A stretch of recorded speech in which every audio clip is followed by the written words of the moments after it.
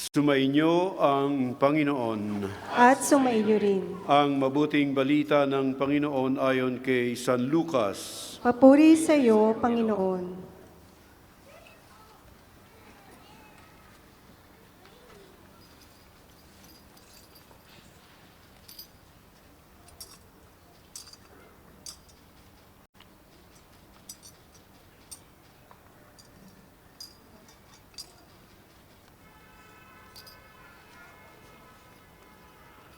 Noong panahong iyon, ipinahayag ni Maria ang awit na ito.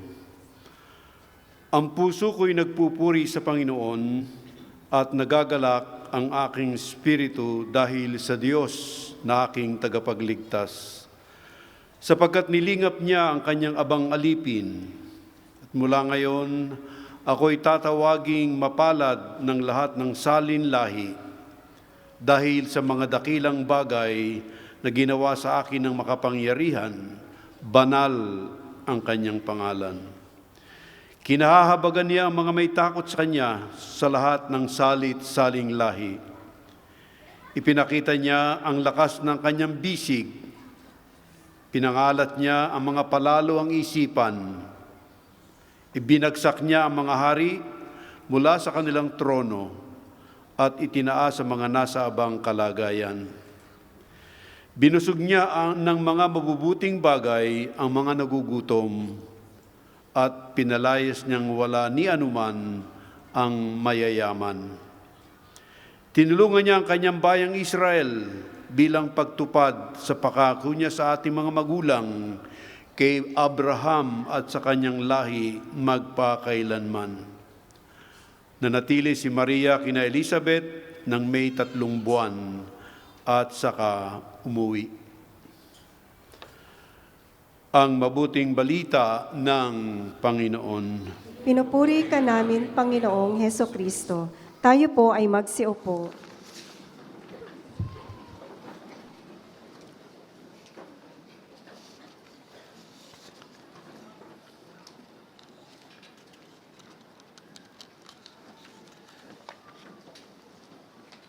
Isang magandang simbang gabi sa inyong lahat.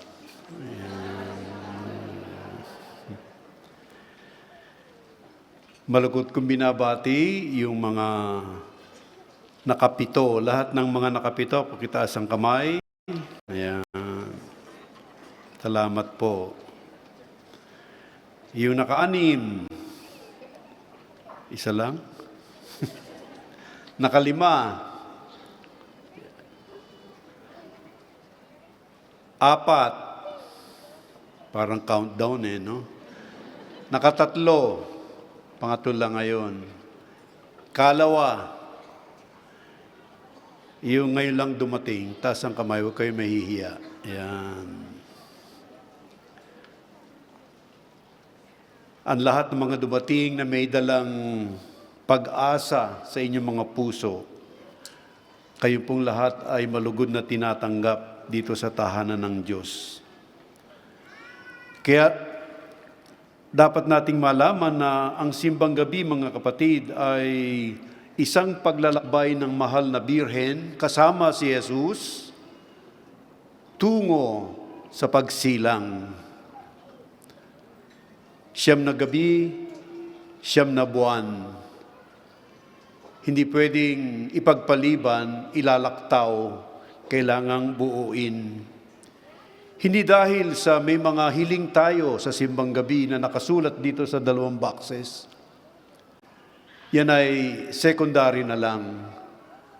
Ang pangunahing dahilan kung bakit tayo gumagawa ng simbang gabi ay upang patunayan natin sa Diyos na kaya tayo lumalapit sa Kanya hindi dahil lamang sa mga biyayang patuloy niyang ibinibigay, kundi karapat dapat lamang na siya ay sambahin at pasalamatan sa Kanyang pinakadakilang regalo na siyang dahilan ng Pasko, si Jesus.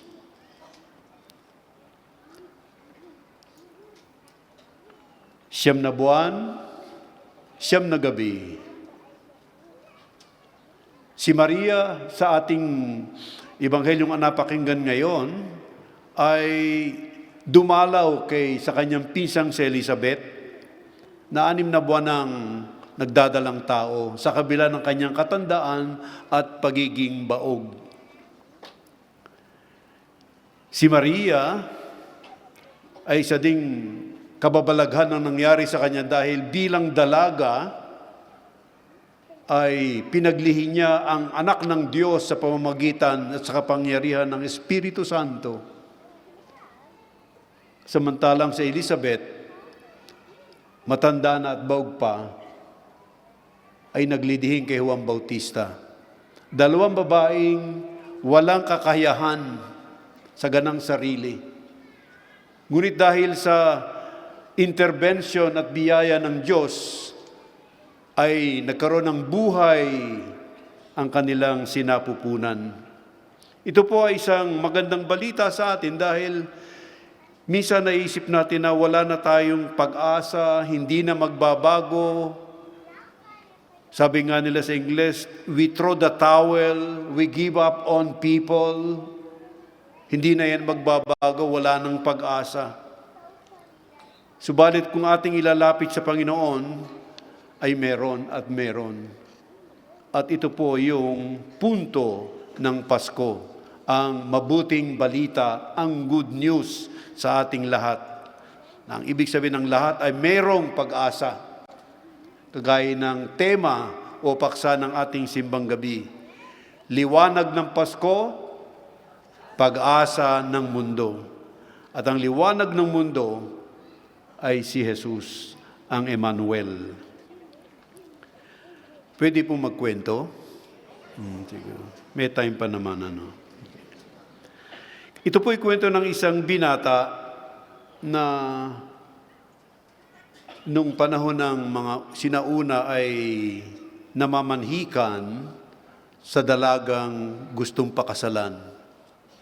So kasama nung magulang nung lalaki, umakyat sa tahanan ng babae at namamanhikan. Yun ay buwan ng Hulyo, July. Nag-propose na yung lalaki na hihingi ng kamay, di ba? Pwede po bang hingi ng kamay ng inyong anak? Ngayon, hindi na ganun eh. Hindi na hinihingi ang kamay. Ninanakaw na lang. Ang problema, kasi yung magulang ng babae ay hindi pabor doon sa lalaki. Tanong niyo kung bakit. Ulit, bakit po? Ayan. Ang daming bisyo ng lalaki. Sabihin niyo mga bisyo.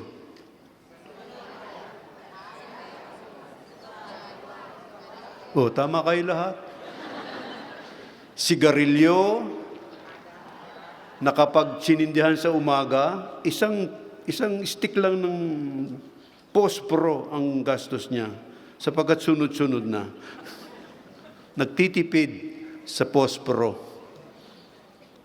Sigarilyo, ano pa? Alak, sugal, ano pa ihuli? Ano lalaki? Babae. Mahilig sa chicks, ma-chicks. Kaya yung ikaw, kung magulang ka ng babae, ipagkakatiwala mo ba yung anak mo sa isang lalaking ganon? Puro bisyo? Pero ang lalaki ay talagang head over heels sa pagmamahal niya doon sa kanyang babae na yun. Kaya't lumuhod yung lalaki sa harap ng magulang ng babae at sinabi, ako po'y magbabago. Gagawin ko po ang lahat. Ako po'y magbabago. Pinapangako ko po para makuha lang po ang kamay ng inyong anak. Pumayag yung magulang ng babae. Ang sabi sa kanya, binibigyan kita ng 1 buwan para to quit smoking. Opo. Pagkatapos ng July, bumalik August, Hindi na po ako naninigarilyo. Hindi na po. Tinigil ko na po. I quit. Ngayon, sabi nung tatay, itigil mo ang pag-inom. Kahit serbesa, hindi ka iinom. Opo, hindi na po iinom. Tubig na lang.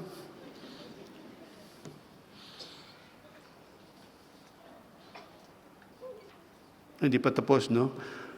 Bumalik yung lalaki. Hindi na po ako umiinom, sabi nung lalaki. Di tuwan-tuwa yung magulang tuwan-tuwa yung babae dahil tumigil na ng pag-inom yung kanyang boyfriend. At sabi, good news na to para sa babae at sa parents ng babae. At lalong napaibig si babae dun sa lalaki kasi quit smoking, quit drinking. So, another man sabi sa kanya, ngayon hindi ka na magsusugal.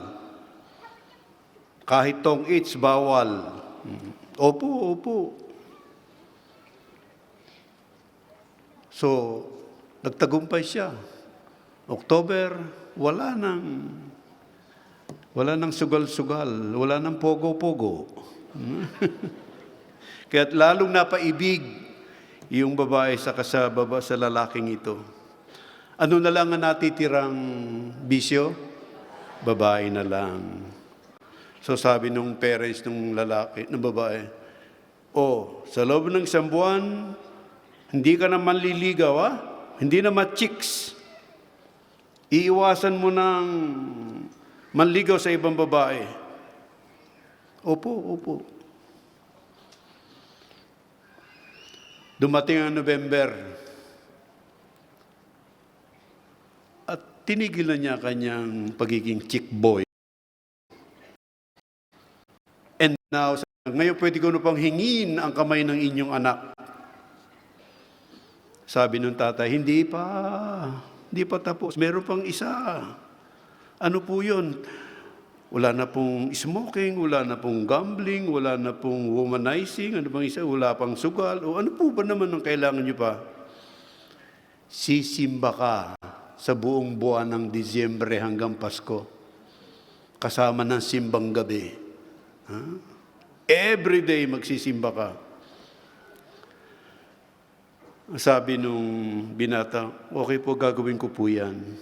So ang pobreng binata, araw-araw, maagang maaga, pumupunta sa simbahan, sumisimba, at bukod doon, he prayed privately. Talagang pinalalalim niya yung kanyang pananampalataya at paglapit sa Diyos. Halos nandun na siya sa simbahan the whole day. Nagsimbang gabi rin katulad nito. Talagang nagtitiyaga. Doon, panahon na yun ay talagang madaling araw. Dumating ang araw ng Pasko. At yung mga taong nakabalita tungkol dito sa challenge ng magulang na babae sa binata ay talagang naghihintay sa labas ng simbahan. Waiting for the good news. Yung dalaga kasama yung kanyang mga magulang, dumating sa simbahan, at iniintay yung binata na lumabas sa simbahan.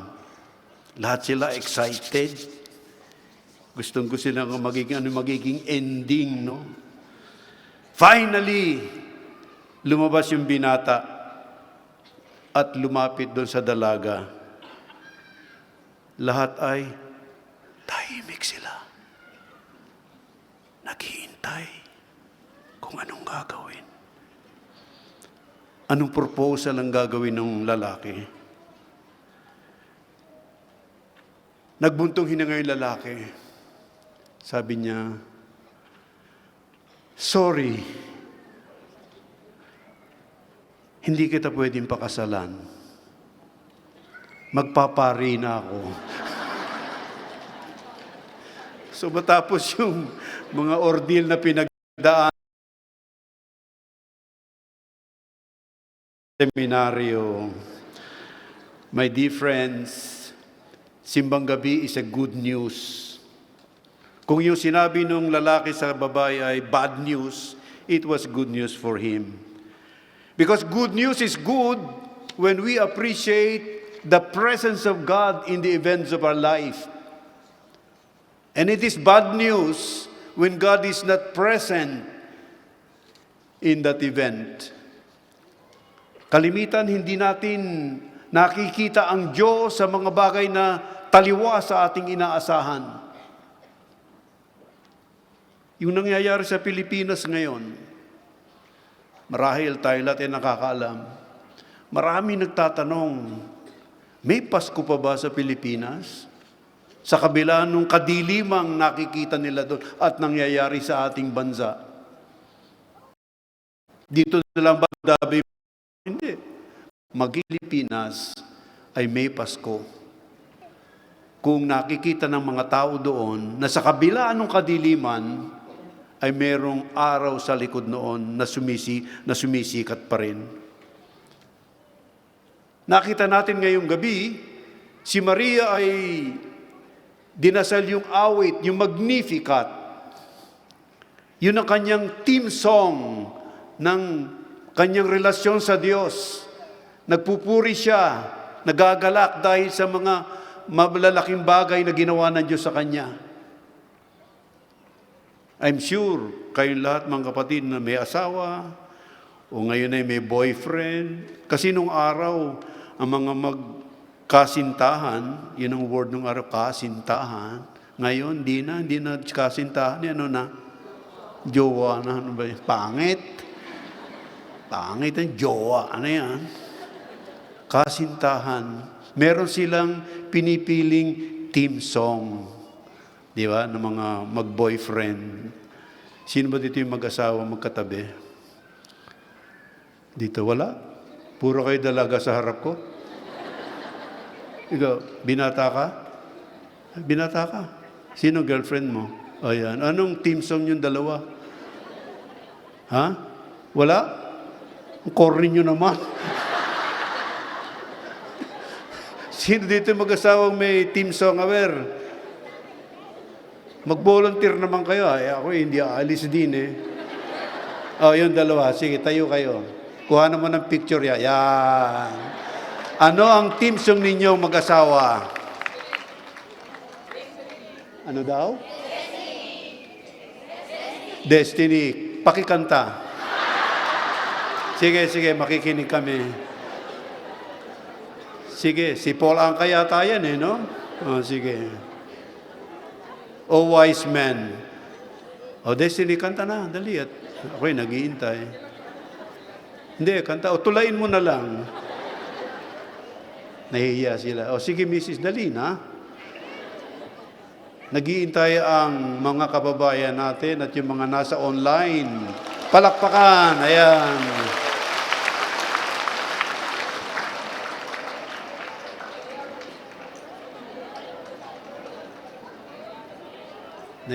O sige, sabayan nyo na lang ha. Alam nyo ba yung kantang Destiny? O sige, kanta kayo. Awer, 1, 2, 3. You are my destiny. You are my reverie. Tuloy. Tapos na? Ay. Wala. Ako tuloy na pakanta. Puna kayo. Mali pa yata yung kanta ko.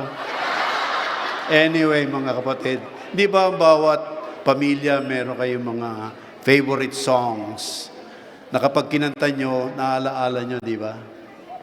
Ako, ang favorite song ko ay Wise Man. Nung binata pa ako, kasi mga matagal na yun, mga 60s pa yata yun. No? So,